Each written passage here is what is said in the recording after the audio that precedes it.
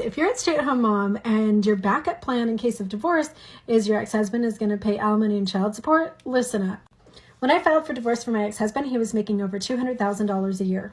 I kicked him out in October of 2018. He paid me nothing. She's making it seem like he doesn't want to pay child support because he doesn't want to take care of his kid. But the real reason is he doesn't want to be extorted by his ex-wife, who is holding his kids hostage for ransom money. The best way to avoid this happening to you is to not get married. I'm divorced. I thought I'd be happier, except the judge set the child support amount at $326 a month. $326 a month for 2 kids for child support is what he has to pay me. $326 a month because he's not working, because he chooses not to. I was able to cross-examine him, which was fun. And I asked him how many hours a week he spends working or trying to sell houses, because technically he still has a real estate license. So technically he's still a realtor. He said 15 hours a week approximately is how many hours he works per week. Grown man, grown able-bodied man with transportation and no childcare to worry about, says he works 15 hours a week, which I think is kind of a high estimate. I'd put it more at like 0 hours per week. So $326 a month for 2 kids. Fun, right? And this is after I was super gracious and let him keep his parenting time. The guardian ad litem recommended 0 parenting time for dad. I find it interesting how you think you have the ability to revoke his parenting time if you felt like it just because he only has to pay $300 a month. You're the one who decided to marry and have kids with a man who doesn't work. Yet you go on social media and complain when he has no money to give you for child support. In Pennsylvania, the courts decide in a divorce based on equitable distribution. Equitable distribution does not mean equal division of assets. It means what the court considers fair. The biggest factor the court's looking at is the difference between the parties' incomes. What the court may not consider is if your spouse cheated. If your spouse cheated, it has no bearing on how the assets are going to be allocated between the two of you. The only thing that will matter if your spouse cheated is whether you're going to have to pay them any type of alimony. It's a factor the court would consider if you were making more money. If you make less money than them, the fact that they cheated has no bearing on your divorce. If you weren't treating divorce like a side hustle, you wouldn't care that you're not getting any alimony or equal division of assets.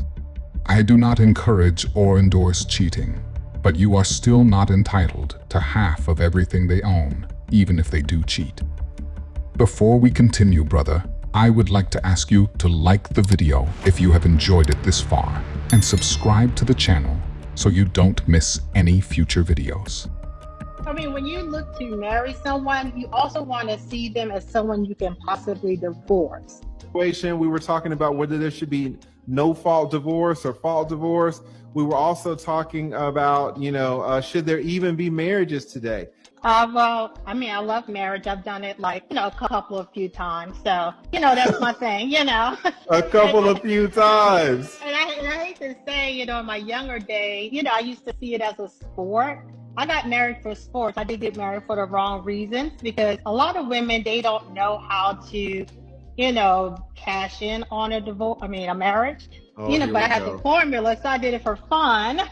Wow. Wait. What is the formula for cashing in on a marriage? Marriages for fun. And so, I kind of figure out the formula for it. I can teach y'all that want me to, but that'll be another service. One thing is, with marriages, when you look to marry someone, you also want to see them as someone you can possibly divorce. And in a positive way. Wait. Say that again. When you get married to someone, you want to see them as someone you're able to divorce. She said it herself. She gets married for sport to cash in, while also plotting the divorce before they even get married, so she can get even more money. Stay far away from these types of women at all costs. Story is not unique. I left a marriage after 15 years. I had 3 kids with the man. I had built a life with him, and I really wanted it to work. Deciding when it was time to leave, deciding that I had tried hard enough, deciding that yes, it was worth to take the risk of the unknown for leaving the known, which I had become very accustomed to over the last 15 years. And even though I was miserable, there was some security to it. There was a little bit of, at least I was comfortable in knowing what to expect. As the years would roll by, and every birthday I got the same card that said, next year will be better, I, somewhere deep inside, thought to myself, there's no way, and the only way that my life is going to change is if I leave.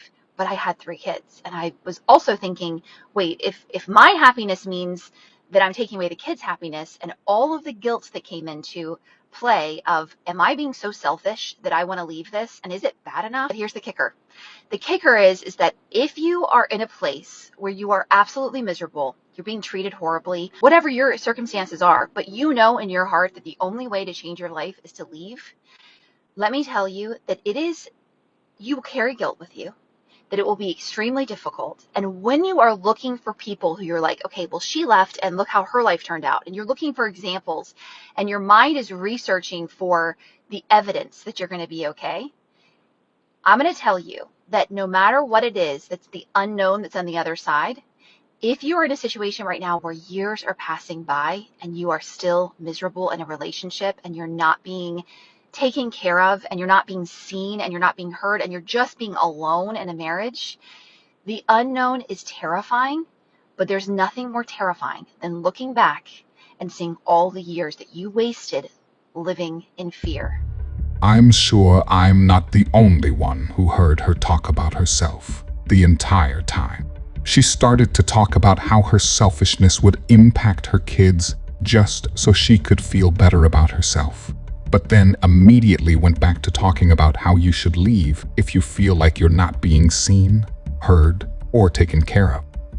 If we were to ask her what her husband wasn't doing for her, she could give you a laundry list of things he isn't doing.